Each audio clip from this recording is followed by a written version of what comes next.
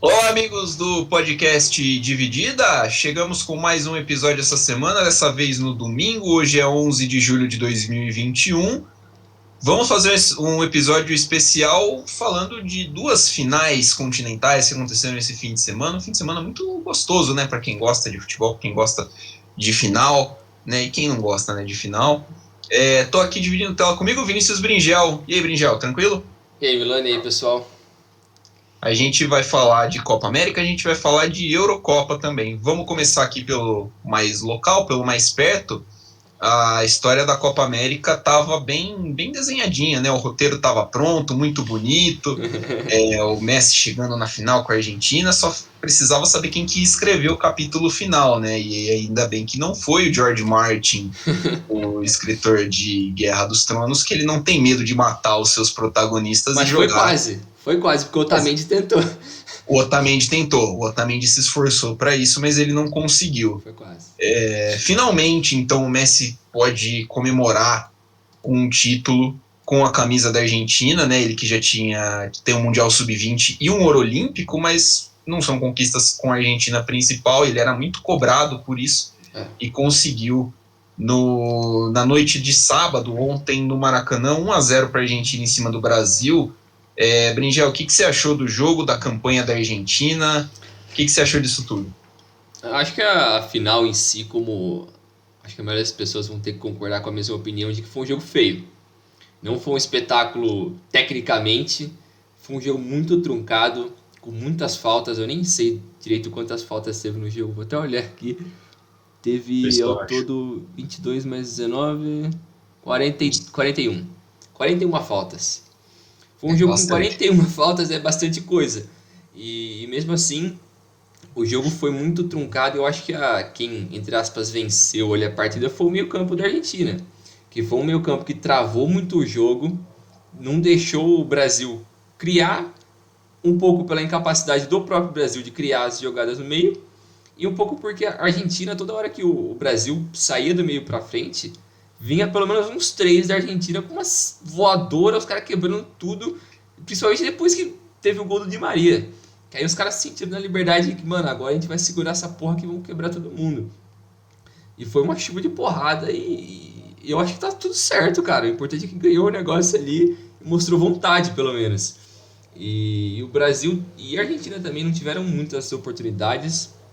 O Emiliano Martinez trabalhou um pouco mais do que o Ederson. Teve pelo menos umas 2 chances ali que o Martinez salvou. Teve aquela do Gabigol, que ele bateu em cheio a esquerda e o Martinez pegou. Depois teve uma outra. Foi na esquerda ali, não lembro quem foi que chutou. Quase em cima dele. Acho que foi o Richarlison, que ele pegou o rebote feio, o juiz marcou uma falta depois, isso, né? Isso, foi o Richarlison. Foi a do Richarlison. O Martins trabalhou um pouco mais nessa partida, mas a defesa da Argentina foi sólida. O Otamendi... o cara foi surpreendentemente sólida, né? Considerando Sim. quem estava escalado. Ele era um medo, acho que todo mundo que acompanhava a Argentina, que esse lado do Otamendi era quem era mais suspeito de dar errado, porque é um cara que vem fazendo temporadas muito ruins faz tempo, tanto que ele tá no Benfica, eu nem sei se ele tá jogando direito, mas é um cara que nunca foi um primor técnico, mas ele caiu bastante de nível nos últimos anos. E surpreendeu um pouco o Acunha tá jogando na esquerda nesse jogo, que também ele com o Otamendi eles fizeram o combo da porrada. Eles estavam dando um sufoco nervoso ali pelo aquele lado.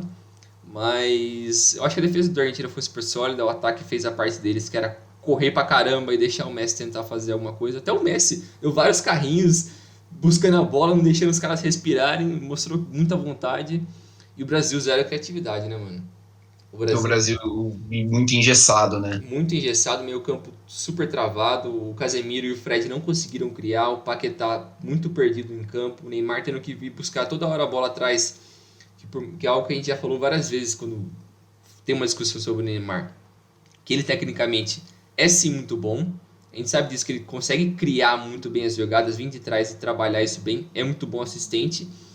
Mas, cara, você depender disso toda hora, você tá matando o seu principal finalizador. E você também tá expondo ele a um monte de porrada que a Argentina deixou claro que ia fazer desde o começo. Então, eu acho que foi o principal problema do Brasil nessa partida. E o Richarlison, o Everton e depois os caras que entraram depois no ataque não conseguiram ser efetivos e ajudar o Neymar nesse trabalho da criação, tabelar, fazer uma jogada individual ali. Ninguém conseguiu ser muito bom. Mas, no geral, a partida eu acho que foi feio, mas eu acho que foi muito interessante pelo aspecto tático ali, da vontade da Argentina, que queria mostrar que não, dessa vez a gente não vai deixar passar esse negócio. E não deixaram, né? Exatamente, né? Acho que o relato do jogo é bem isso que você falou.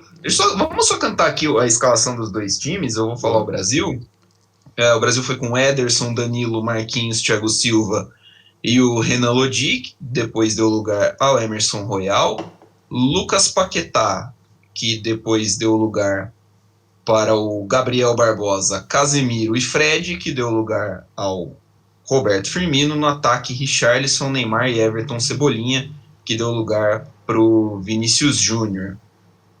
A Argentina foi com Martínez, Montiel, Romero, depois Pezela, Otamendi e Marcos Acunha na lateral esquerda, de forma, quem se falou, surpreendente. Meio campo com Depou, Paredes, que deu lugar para Guido Rodrigues, Lo Celso, que saiu para a entrada do Tagliafico, e Di Maria, que deu lugar ao Palácios, Messi e Lautaro Martinez, que deu lugar depois, não estou achando aqui, a Nico Gonzalez. Acho que foi bem isso que você falou, Bringel. A seleção argentina ganhou a batalha ali do meio campo. O Depou fez uma partida, cara, impecável. jogou demais. É um cara que eu tinha uma visão sobre ele antes dessa Copa América. Achava que era um jogador no máximo útil, assim, mas se mostrou durante a Copa América um jogador muito bom. Tá de partida, tá saindo da Udinese e vai para o Atlético de Madrid agora também por causa disso. E achou o gol, né, no lançamento do próprio Depou pro Di Maria no costado da zaga, um lançamento que o Depou não foi pressionado, né? Ele não foi marcado, ele teve uns bons segundos ali para parar, olhar e achar o Di Maria nas costas ali para o Di Maria. O Di Maria fez um golaço. O gol do título da Argentina. No Brasil, cara, é o que você falou. Eu acho que o principal problema do Brasil é que o Neymar, por ser o finalizador, tem que vir buscar a bola do meio campo.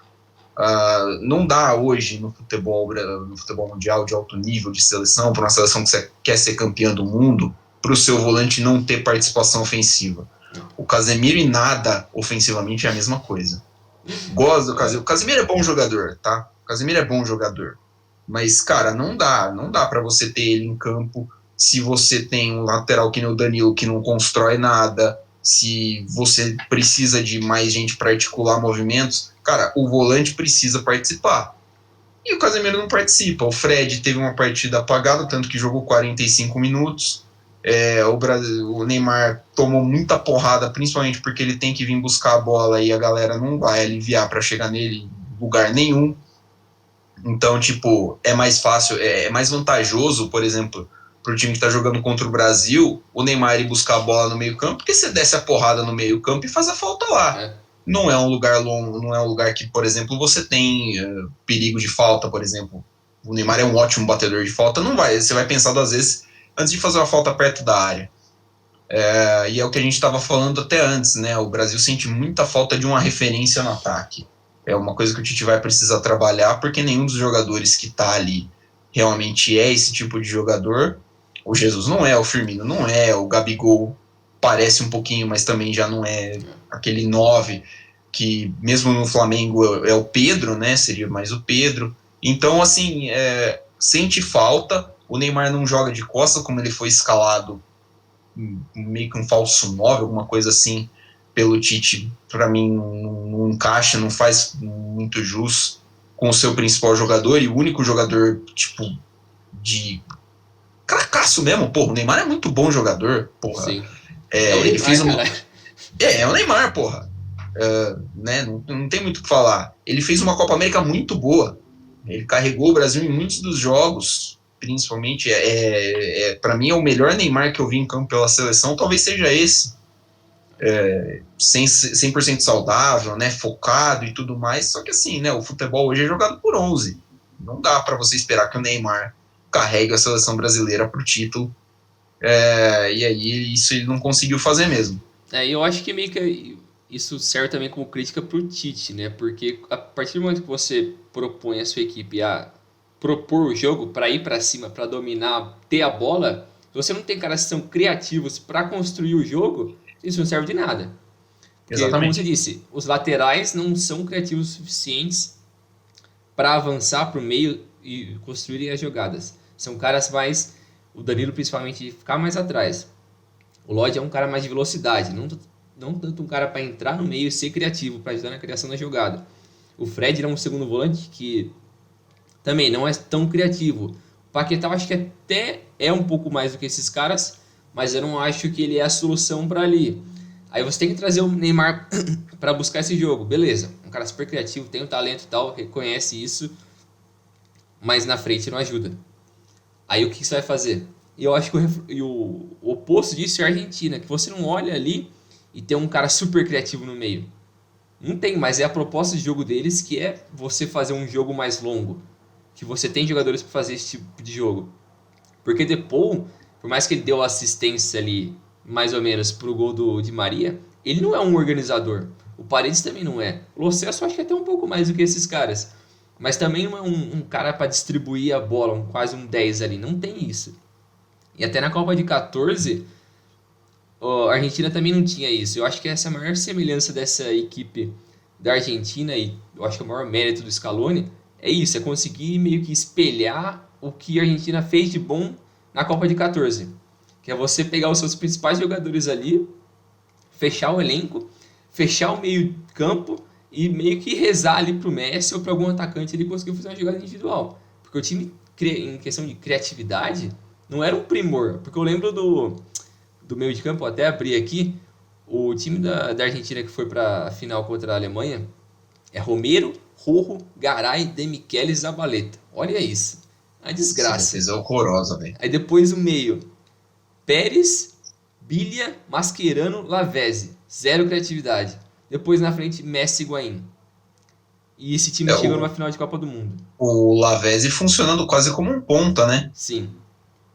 O Lavezzi principalmente como um ponta. Então, assim, é um meio campo mais duro, mais combativo, e que, basicamente, assim, você entrega a bola pro seu playmaker. O playmaker da Argentina é o Messi. É. Assim como o playmaker do Brasil é o Neymar. Só que, assim, a diferença tá onde o Messi pega a bola dentro de campo, onde o Neymar pega a bola dentro de campo. Sim. Né? O Messi tem uma zona de ação muito mais próxima da área até do que o contrário. Embora muitas vezes o Messi, eu tenha visto o Messi nessa Copa América puxar contra-ataque, dar pique. O Messi é outro jogador do que se, assim, pela seleção da Argentina, né? Ele não incorporou, né? Pô, o cara abraçou a causa da seleção argentina e, assim, é um jogador que se doou 230%. Ao que a Argentina queria. Mas assim, cara, o Neymar, por mais que ele seja um super craque, não dá. Um exemplo legal disso, acho que é um dos últimos lances do jogo. O Neymar pega a bola, cara, eu acho que antes do meio campo, perto da meia-lua, e ele dribla. Um argentino monta nas costas dele, ele sai, ele dá uma cotovelada, ele foge no argentino, chega outro, dá uma porrada, ele fica de pé. E, mano, não é pro Neymar pegar a bola ali. Entendeu? Mas ele pega a bola, tipo, atrás da linha do meio campo e vai carregar a bola numa espécie de contra-ataque pra tá lá. E ele é desarmado pelo Firmino. Entendeu? Tipo, cara, é pro jogador que tá fazendo essa função aí e entregar a bola pro Neymar um pouquinho mais pra frente. E isso mostra também um pouquinho da bagunça que foi a seleção brasileira, né? O Firmino entrou, o Firmino não foi efetivo. O Vinícius Júnior, coitado, entrou, não foi efetivo. O Gabigol entrou, chutou uma bola, mas também não teve essa efetividade.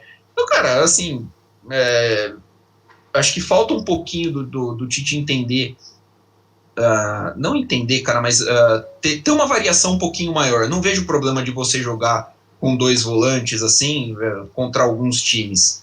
Mas precisando do resultado, você precisa abrir mão disso. Uhum. E assim, não é você tirar o Fred e meter o Firmino que vai mudar do nada as coisas, entendeu? Você precisa testar variações, você precisa testar jogadores em funções diferentes, porque saiu com o Fred ou sem o Fred, o Neymar estava tendo que buscar a bola no pé do primeiro volante, entendeu? Você precisa de um distribuidor de jogo, coisa que o Brasil não tem. Ou pelo menos algum volante ali que consegue desarmar ou segurar a bola e levar para uma faixa de campo onde o Neymar consegue pegar a bola. que tá mais no alcance dele. Exatamente. Ser mais um carregador ali, como os caras da Argentina são, como o Depou como Paredes, Lo Celso, eles conseguem avançar para uma faixa de campo onde o Messi não precisa ficar se matando ali entre 4 caras sozinho. Que ele consegue depois, Tomando porrada desnecessária, né? sim, ele consegue usar a criatividade dele, o talento dele para avançar e depois construir uma jogada, fazer alguma coisa. Então eu acho que essa é a maior crítica para esse trabalho do Tite, da Do seleção Tite. brasileira, e o que que a gente pode esperar pro ano que vem, né? Porque é isso que fica de maior questionamento. O que que a gente vai esperar para a Copa do ano que vem? Porque, querendo ou não, mantiveram o Tite depois de 2018, porque acreditaram no trabalho dele para a sequência, que ele ia conseguir trazer a Copa, ou pelo menos formar uma equipe competitiva, né? E até agora, por mais que, beleza, eu não acho que a eliminatória é referência para porra nenhuma, eles vão passar o carro em todo mundo e é esperado isso, mas o que importa é na hora da Copa América, da Copa do Mundo. E na Copa do Mundo de 18 já foi meio com um roteiro parecido com esse. O time veio bem, aí depois chegou na Copa, uns jogos mais ou menos, a fase de grupos, uma mesmice, nossa, um jogo O feio, jogo, o jogo contra a Suíça, foi na horrível. fase de grupos, Nossa, nossa senhora, foi muito feio. nossa.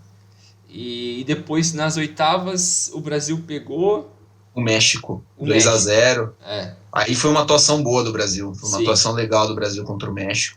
Aí quando Mas pegou aí, A Bélgica é mais equipe, não tem questionamento. É mais equipe, tinha os melhores jogadores, por mais que o Brasil deu um certo trabalho no segundo tempo ali, botou uma pressão no fim do jogo, mas mostrou falta de opções, falta repertório. isso, de repertório para tentar coisa diferente.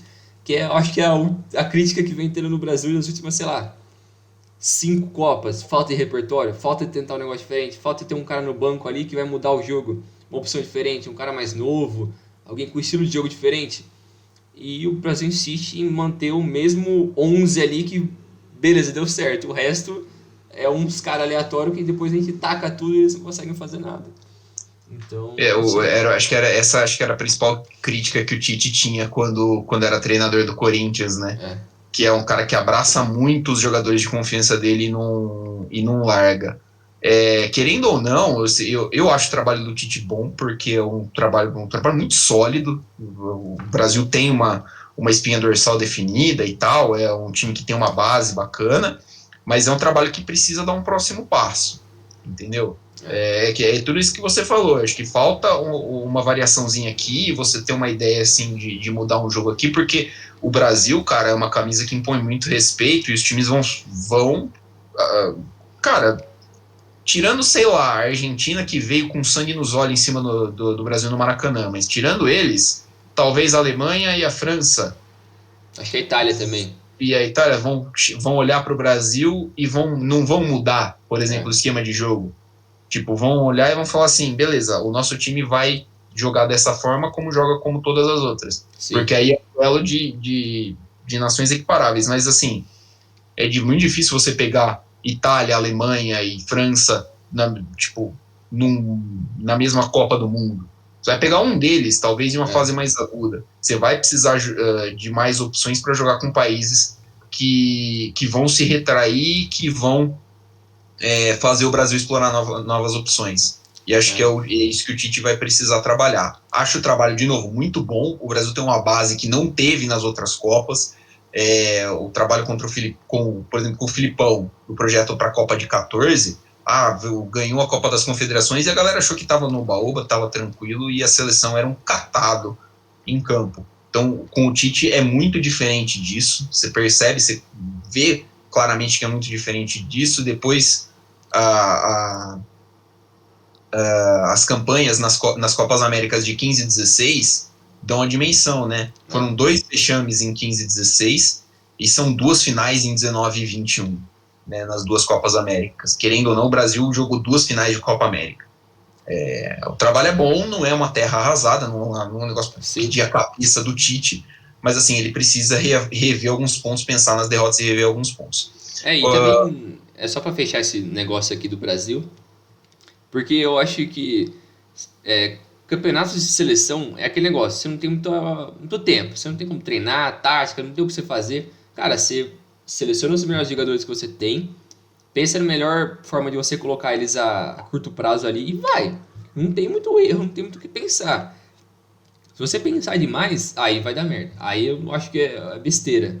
Então é basicamente mudar pontos que não foram muito bem nos últimos anos, que é um negócio que a gente falou já há um tempo, que é mudar a lateral direita, achar um cara para ser um lateral direito, um cara mais novo, ou sei lá, eles vai tentar ressuscitar o Daniel Alves, achar um 9 e um outro tipo de meia, talvez se ele vai tentar recuperar o Coutinho, a gente não sabe ainda, mas é mudar alguns pontos específicos, porque como você disse, o trabalho do Tite é bom, a base está ali. O Brasil dar esse estágio, passar esse estágio de sofrer com algumas equipes que ele não deveria sofrer e bater as grandes do mesmo nível dele, falta pouco. Eu não acho que é terra arrasada também. E esse negócio do respeito, cara, só de você ter o respeito da equipe adversária e ele já sentir um certo medo, putz, já é muito bom, véio. Já é um passo na frente que você não precisa ter o melhor time para você conseguir vencer, então, porque o time já tá com certo receio de fazer algumas jogadas e avançar demais porque tem medo de você. Então, se você conseguir trabalhar bem isso, ter uns jogadores chaves ali como o Neymar é o principal jogador dessa geração, cara, dá pra você conseguir chegar longe numa Copa do Mundo, dá pra você jogar melhor. Acho que falta pouco, mas o Tite merece críticas, ele precisa aprender com isso para a próxima Copa, né? Exatamente. A questão assim, né? Sempre dá para melhorar um pouquinho. Uma das principais polêmicas que rondou esse jogo, Brinja, foi algo que a gente até comentou, que devia falar também no podcast, foi da galera que reclamou, né? Que tem brasileiro que vai torcer para Argentina e não sei o que tem. O Neymar veio a público falar sobre isso, falar que não, o brasileiro que torce para Argentina tá errado. O Thiago Silva também falou a mesma coisa. E assim, a gente sabe aqui que esse não é um problema que assim, é fácil de resolver, né? A gente sabe que existe torcedores brasileiros que torceram para a Argentina por variados motivos, né? E assim, não é assim você ligar uma chavinha que faz, não, hoje eu vou torcer para o Brasil, hoje eu vou torcer para a Argentina, assim, não é fácil desse jeito. Acho que se a gente tem esse problema de brasileiros torcendo para a gente tem que se perguntar o porquê que isso está acontecendo, não é verdade? Sim. Você tem que fazer esse questionamento de entender onde isso começou e por quê. E você aprender com isso. Como qualquer coisa, sei lá, na vida, quando algo está dando errado, você olha para aquilo, vê as coisas positivas, negativas e aprende com aquilo. Tira como lição. Mas o porquê do brasileiro em ter essa resistência de uns anos para cá com a seleção brasileira é algo que a gente já comentou, acho que algumas vezes nos outros podcasts. Pelo menos para mim, é difícil você criar uma empatia com alguns jogadores dessa seleção. E para mim, eu só consigo torcer por alguém que eu me sinto... que eu sinto uma relação ali por ele, que eu sinto uma empatia por alguém, que eu admiro o trabalho da pessoa, que eu admiro a atitude da pessoa, os valores dela. Em qualquer coisa também na vida, não é só no futebol, qualquer coisa assim. Então você tem alguns caras nessa seleção, e de uns tempos pra cá também, que você não consegue olhar pra eles e se sentir representado por aquele cara, como você se sentia representado por um Ronaldo, por um Roberto Carlos, por um Cafu. Que, beleza, a gente não tem nenhuma conexão pessoal com esses caras, a gente não conhece eles a nível humano. Mas, putz, você vê o cara ali no campo, você, putz, mano, esse cara é da hora, você confia nele, você respeita ele, mesmo de longe. E alguns dos caras dessa seleção dessa última geração, cara, dificilmente eu consigo ter essa empatia, esse respeito por eles a nível pessoal, assim, beleza, tem uns caras aí que jogam muito, mas você não consegue criar essa conexão e não dá pra você forçar isso. É algo que não é humano. Então, eu acho que teve de uns anos pra cá, começou a ter essa resistência e, cara, é complicado. Eu não sei como o Brasil pode mudar muito isso. Eu acho que envolve um pouco de uma questão social, que o brasileiro não se enxerga mais o brasileiro dessa, sei lá, que nasceu nos anos 2000, não se enxerga muito no brasileiro que está jogando na seleção brasileira, que é um povo completamente diferente, é uma cultura que vem mudando. Então, não sei, eu acho que é algo que é super complicado, não sei como você se sente em relação a esse tópico aí, não sei. Não, eu concordo muito com você, cara.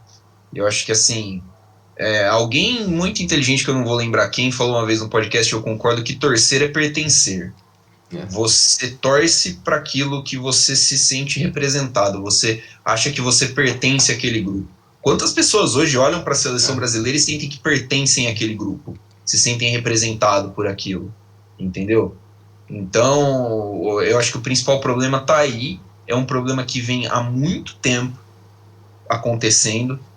Eu não tenho sentimentos muito grandes em relação à seleção brasileira desde, sei lá, 2006, mais ou menos. Eu também. 2005, 2006, por aí. Então, acho que assim, e acho que de lá para cá a coisa só piorou, né?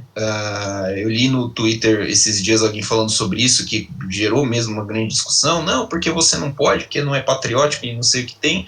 Mas assim, cara, quem afastou a seleção brasileira do povo não foi o torcedor, né?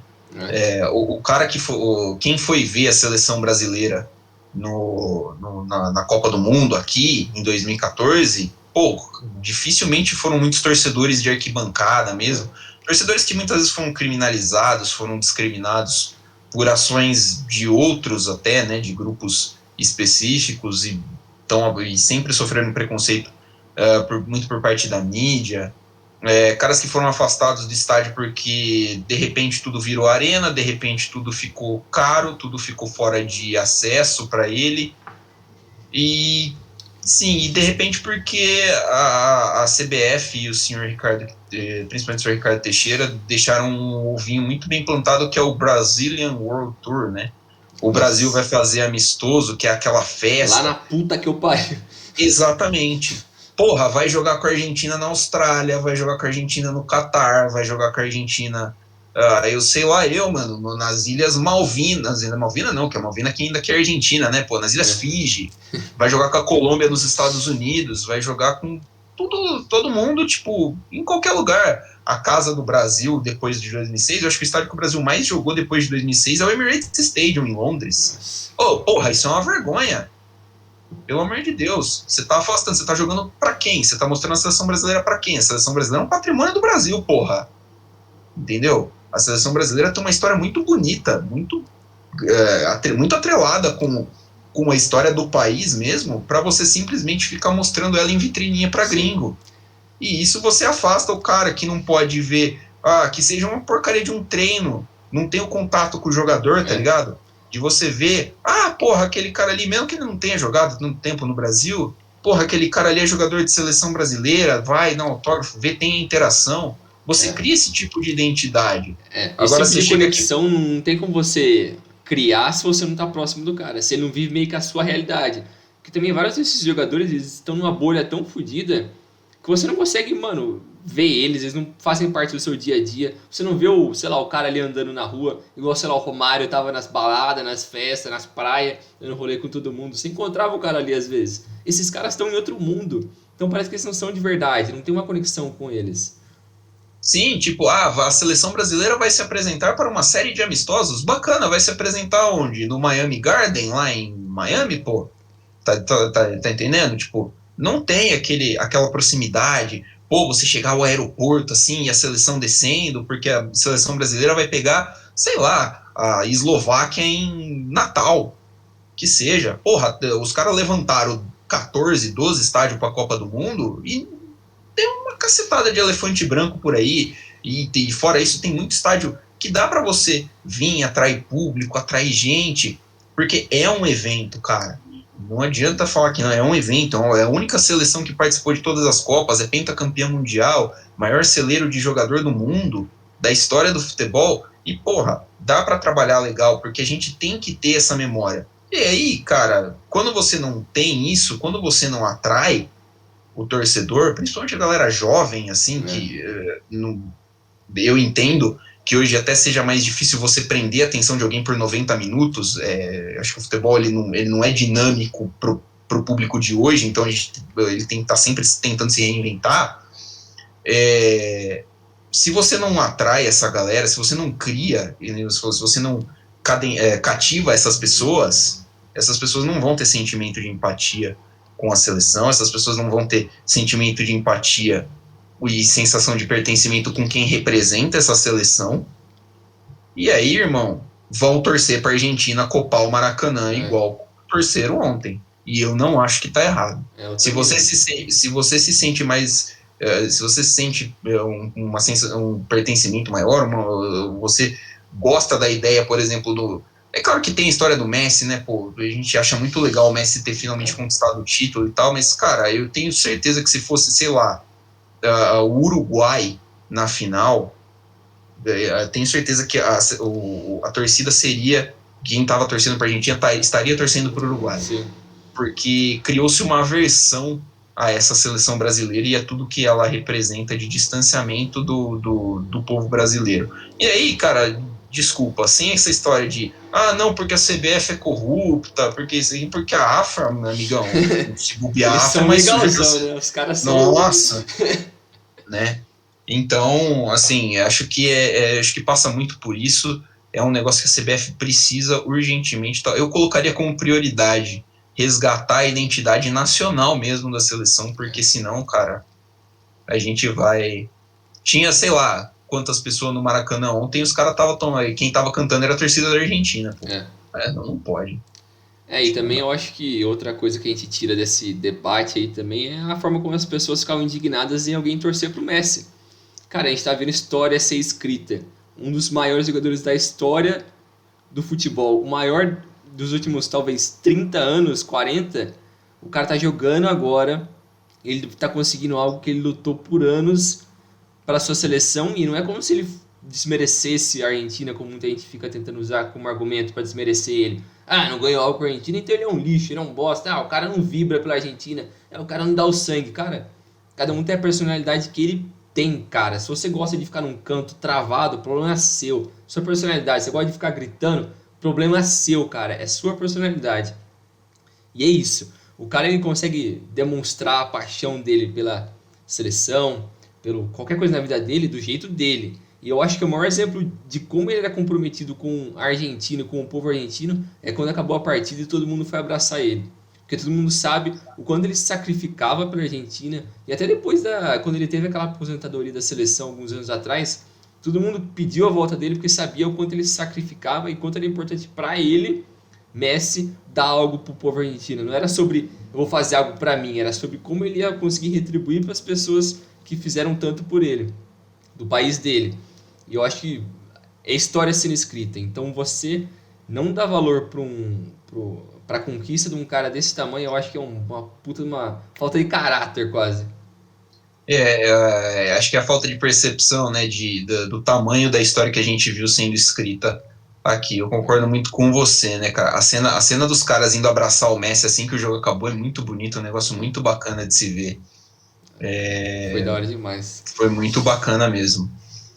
Agora, bom, a gente tem 2 maracanaços, né? O Brasil tem 2 maracanaços para chamar de seu, 1950 com o Uruguai e 2021 contra a Argentina. Um abraço para quem tirou a Copa América da Argentina, fez o inferno para trazê-la para o Brasil para ver a Argentina copar o Maracanã. Incrível. Sem uma grande atuação ainda por cima do Messi, mas enfim, né? Nem precisou. Passando para outra final, né? Continental que aconteceu esse fim de semana, no estádio de Wembley, absolutamente abarrotado de gente. Eu para mim, juro para você, eu acho que tinha bem mais que 75% da capacidade de Wembley. Cara, tinha muita gente. Tava muito cheio. Eu não sei se você viu aqueles vídeos antes da partida, o que tava acontecendo em Leicester. Você viu?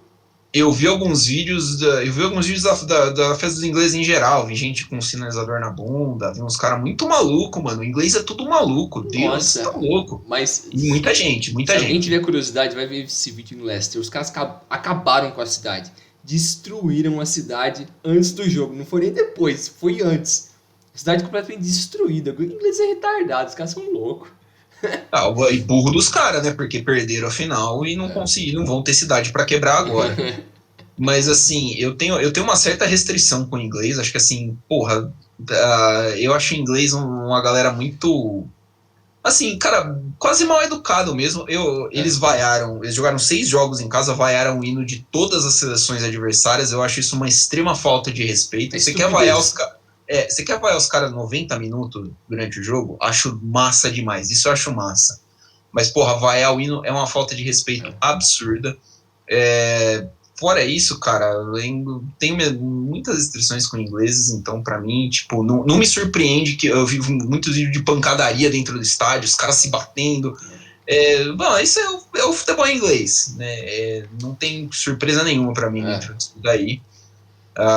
Eu fiquei com a impressão de que a UEFA estava tentando dar uma Euro para os ingleses, assim, sediarem, porque a fase final foi quase toda em Wembley e tal, né, com público e tal, então eu achei, minha opinião, Guilherme, que teve um certo favorecimento à Federação de Futebol da Inglaterra, que acho que é a mais rica da Europa.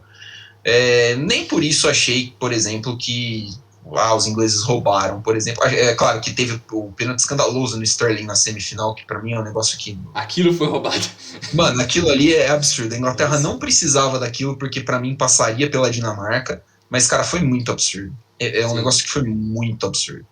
Muito absurdo. Acho que a Inglaterra era mais time, tava jogando mais bola e não necessitava daquilo. Tendo dito isso, jogou a final hoje contra um time da Itália que, para mim, jogou melhor durante o torneio inteiro, era a seleção sensação, e a Itália passou nos pênaltis, né, derrotou nos pênaltis o selecionado inglês. O jogo terminou 1-1. Eu vou cantar aqui a seleção da... cantou a Inglaterra, você canta campeã Itália, pode ser? Demorou. A Inglaterra veio com Pickford, 3 zagueiros, Stones, Maguire e Walker, que deu lugar ao Sancho no último minuto da prorrogação, a gente vai falar sobre isso. Trippier, depois Saka, Calvin Phillips, Declan Rice, depois Jordan Henderson, Luke Shaw, Raheem Sterling, Mason Mount, depois Jack Grealish e Harry Kane no comando do ataque. Na Itália, o goleiro o Donnarumma, aí a defesa com o Emerson Palmieri, o brasileiro, o Chiellini, o Bonucci, o Di Lorenzi, o Verratti, o Jorginho, o Barella, depois na frente o Insigne, o Immobile e o Chiesa. E entrou ao longo da partida o Berardi no lugar do Immobile, o Cristante no lugar do Barella, o Locatelli no lugar do Verratti, o Bernardeschi no lugar do Chiesa, o Belotti no lugar do Insigne e o Florenzi no finzinho da prorrogação entrou no lugar do Emerson só para bater pênalti.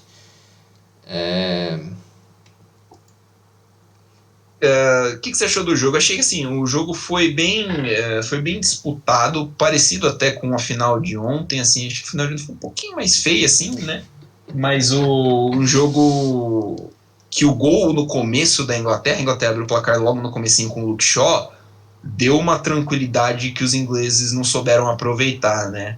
Até o primeiro tempo, assim, é um jogo mais equilibrado, truncado, mas depois, no segundo tempo, a Inglaterra foi engolida pela Itália e na prorrogação um pouquinho mais aberto até o final, onde as duas equipes já não tentaram nada.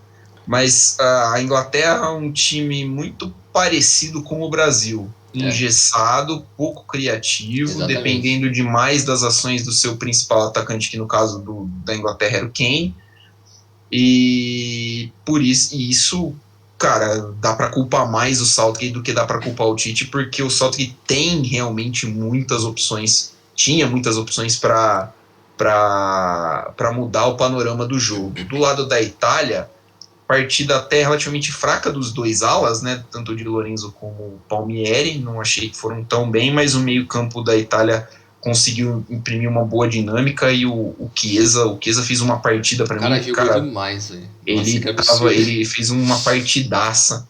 Foi o cara que manteve a Itália viva em momentos em que parecia que o time precisava mesmo de alguém para dar aquele gás, ele estava lá. Uma pena que ele saiu machucado, mas conseguiu imprimir um bom ritmo, principalmente no segundo tempo. E o Donnarumma, né, cara, que goleiro... Que arrombado. Assim, teve um lance na prorrogação que ele deu uma saída tão estranha num cruzamento do Kane, que tava os dois zagueiros da Inglaterra na área, eu falei, meu Deus, o Donnarumma tá catando borboleta. Mas aí chega no pênalti e o cara que já é grande cresce, né, não tem jeito. Pegou dois pênaltis horrorosos do Sancho e do Saka. Não, os caras bateram mal demais. O Rashford também foi ruim, porque ele tentou tirar. Mano, quando ele começou a fazer aquela dancinha de ficar parado na linha da bola e não fazer nada por meia hora, depois ele demorou pra bater o pênalti, bateu e pegou na trave, eu fiquei, putz, mano, olha que idiota. Eu Foi achei inventar, assim, mano. eu achei que o Rashford não bateu tão mal. Ele esperou, como a galera costuma fazer, o Jorginho também faz, espera o goleiro definir, né? Não sei o que tem. E só que ele tirou demais o goleiro, ele bateu muito aberto, acabou É. pegando na trave, mas é isso aí, né? 130 anos de esporte e o inglês ainda não aprendeu, não entendeu que você não pode botar o cara só pra bater pênalti, porque é óbvio que ele vai errar, né?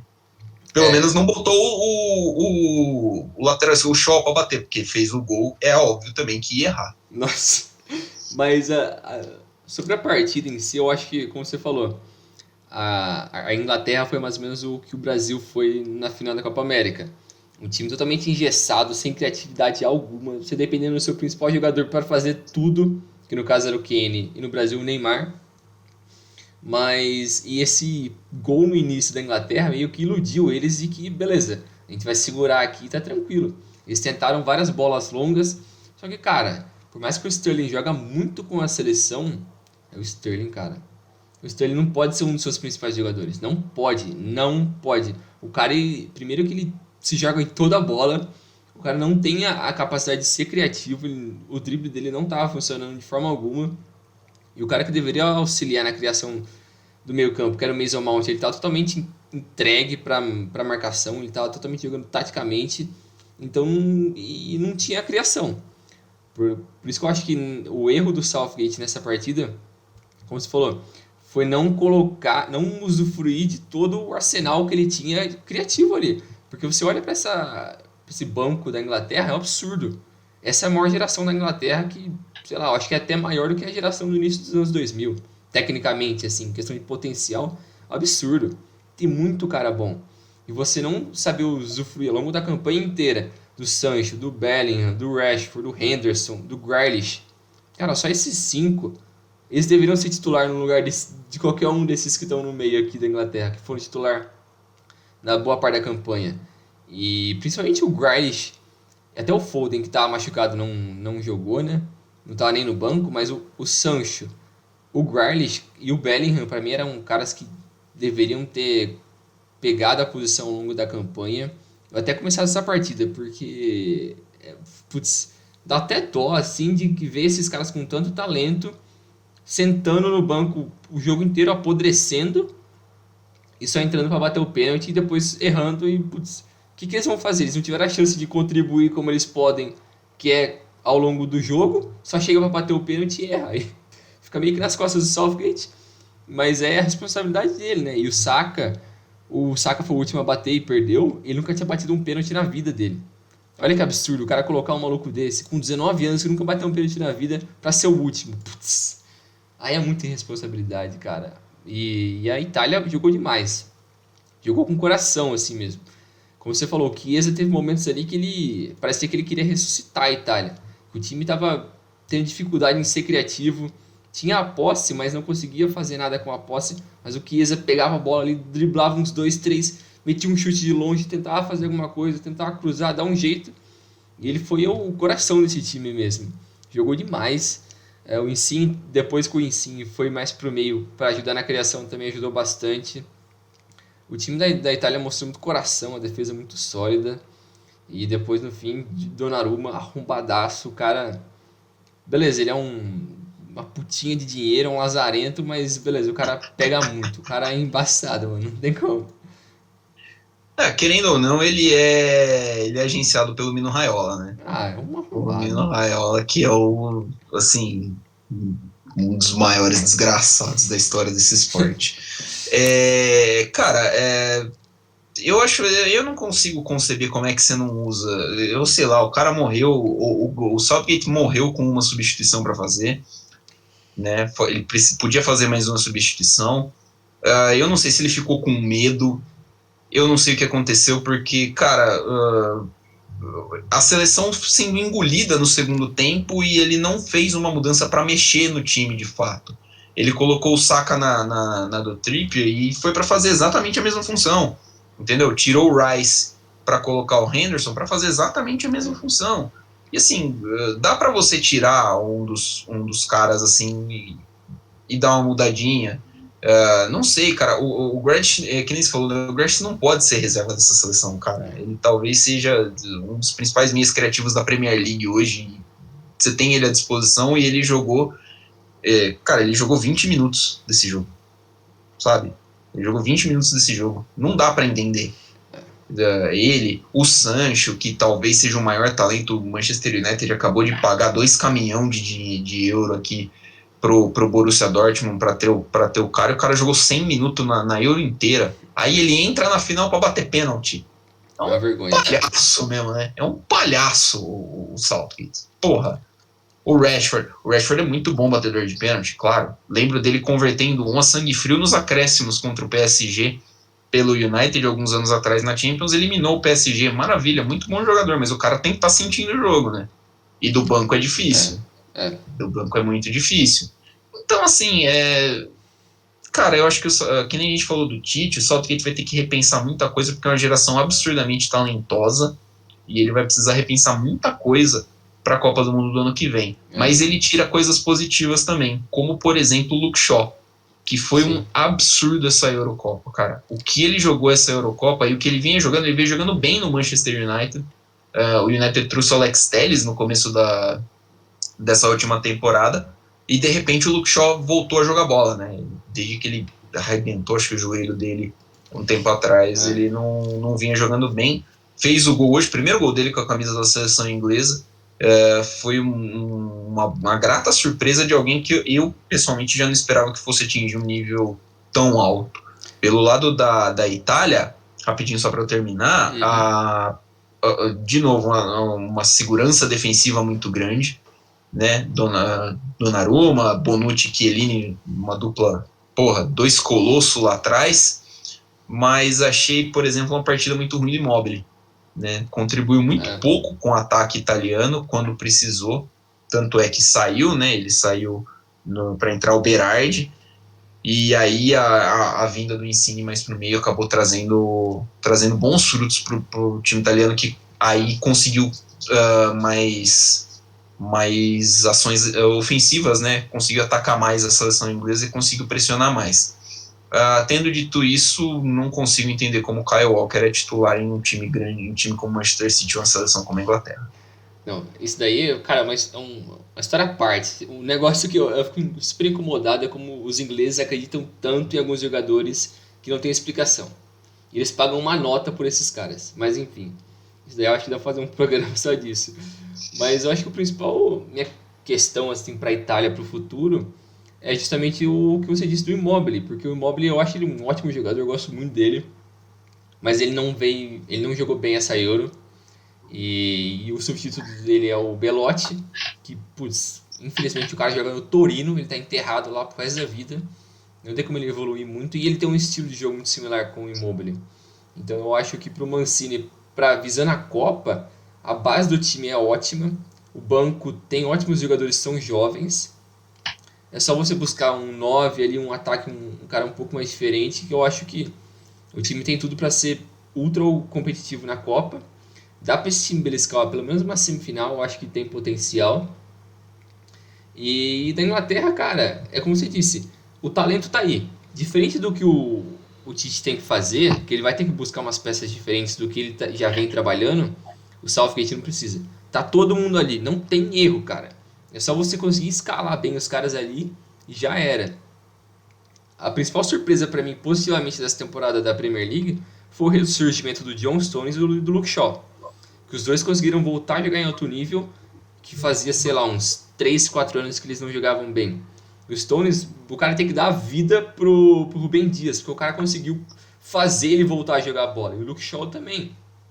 Teve aquele período que ele tava super acima do peso, o Mourinho fez várias críticas a ele na época do Manchester United, e ele voltou a jogar muito bem essa temporada. Ele botou o Telles, que veio para ser o cara, para ser titular esse ano, ele não deixou o Telles jogar. O Telles, eu acho que teve vários jogos que ele jogou como um meio atacante ali na segunda linha pelo United, porque o Shaw dominou na esquerda. Então eu acho que não tem muito erro, é mais você saber usar a criatividade dos seus jogadores do meio para frente e não inventar demais, cara. Se você fizer uma linha de 4 ali e depois você fazer um Declan Rice com Mason Mount, Grealish, sei lá, Rashford e, sei lá, Kane mais alguém, cara, já é um absurdo. Porque o Rashford pra mim é um cara que é muito mais importante, que consegue construir mais do que o Sterling, por exemplo. Ele não é tão veloz quanto o Sterling, mas é um cara mais decisivo, bate bem com as duas pernas, ele é mais forte, mais explosivo. O Mount ele já mostrou todo o talento dele pelo Chelsea nessa temporada e nas últimas também. O Grealish joga demais. Até o Bellingham eu acho que merece mais espaço nessa equipe. Por mais que ele tenha 18 anos, o cara joga muito. Ele é o futuro dessa seleção, então eu acho que é mais uma questão do Southgate aprender com isso. Até o Pickford foi muito bem nesse jogo. Para mim é surpresa porque ele não tá vindo jogando muito bem pelo Everton nos últimos anos. E como chama aquele goleiro do United Que tava no Sheffield, né? Ele É não o tá... Henderson. Isso. Mas ele não foi convocado, né? Eu até me perguntei, caralho, cadê ele? Eu não sei, será que ele machucou, né? Eu também achei estranho que ele não foi. Porque eu esperava que ele ia ser o titular, mas enfim. Sim, Mas o a Pickford discussão a discussão era principalmente essa, né? Entre o Henderson e o Pickford para ver quem que ia ser o titular do gol, né? Mas eu acho que o Pickford foi bem. Tipo, é o que a gente falou. Pequenos ajustes ali na Inglaterra que dá pro time também ser ultra competitivo. O talento tá ali. Então é mais uma questão de o Southgate trabalhar melhor nesse próximo ano e ser competitivo. Exatamente. Aqui, ó, acabei de achar. O Henderson foi cortado depois do primeiro jogo porque ele estava machucado. Foi substituído pelo Aaron Ramsdale. Ramsdale do Sheffield United. Que coisa, né? O goleiro do Sheffield. O Henderson jogava no Sheffield United. Cara, pra minha surpresa, o Sirigu tava no banco da Itália. Eu falei, mano, não é possível que esse cara tá... Nossa, o Sirigu tem uns 600 anos, né? Impressionante. O terceiro goleiro da Itália é o Merê, né? Que o jogador de FIFA conhece bem, né? O goleiro promissor da Itália, né? Da Udinese, lá, um negócio assim, né? Era o Merê, tinha aquele do Genoa, Perin, Mattia Perin, também. Sim. Muito bom jogador, que acabou não virando tudo isso daí. É isso aí, Brinjal. Em relação à seleção da Inglaterra, pouca coisa precisa mudar. Em relação à seleção da Itália, a base está ali mesmo, igual você falou, é um time que mostrou uma força que eu pessoalmente não esperava, tão forte assim já nesse estágio. Isso porque está sem alguns jogadores ainda por lesão, né? Tem alguns jogadores que ficaram de fora. São fortes candidatos de novo, né? Para a Copa de 22, acho que a gente pode já cravar aqui Brasil, como sempre, né? Acho que não tem jeito. Brasil, Argentina, França, Alemanha, Inglaterra e Itália. A gente tem 6 times que podem brigar pelo título. Portugal, se descolar um técnico, também pode. E a Espanha, se ela arranjar um ataque que presta, também dá para tentar alguma coisa. Moratinha trará o bicampeonato mundial para a Espanha. Nossa, quem viver, verá. Jesus! Não dá, cara. Assim, a gente fala, né? Pô, o cara é ruim, né? O jogador é ruim, mas assim, é lógico que o cara não é horroroso, né? Para jogar nesse nível tem que ter um nível, para jogar no nível de seleção, essas coisas. Tem qualidades ali. Tem que ter uma qualidade, né? Mas assim, pô, tem hora que é difícil, né? O Moratinha ali judia na nossa boa vontade. Tem hora que falta um pouquinho mais ali, né? Tem hora que falta. O Morata é horroroso, não jogaria no Rio Branco aqui de Americana. Pô, não é verdade, mas assim. Porra, a seleção espanhola já teve mais bem servida. Meu Deus. Ficamos conversados? Já faltou alguma coisa? Você tá lembrando de alguma coisa aí? Não, acho que é isso aí mesmo. É isso aí. Valeu, Milani, valeu, pessoal. Até a próxima.